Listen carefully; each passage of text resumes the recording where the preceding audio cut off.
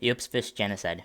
The Castillos, a kingdom within Spain, were responsible for the first colonial genocide. The Canary Islands would be subjugated to this. The Canary Islands were an archipelago, and they are located not far from southern Morocco's coast.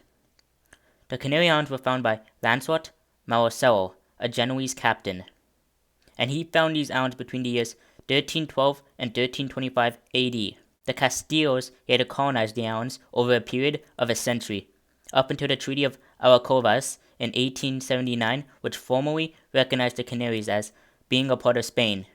During Columbus's voyages, he made stops in the Canaries for supplies and other commodities. Now, most voyages between Spain and the Americas would have a pit stop in the Canaries. The Spanish would harshly mistreat their locals who are of Berber descent. For instance, the Spanish took virtually all of their land, and their Guanche language has completely vanished.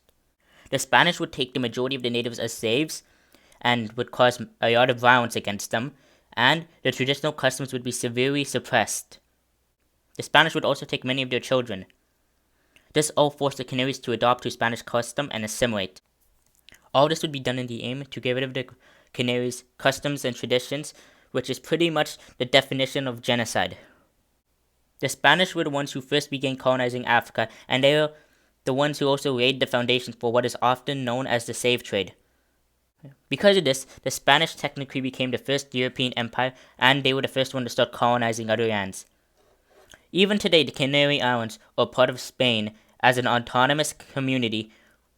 This means that they can create their own laws and govern themselves to some extent.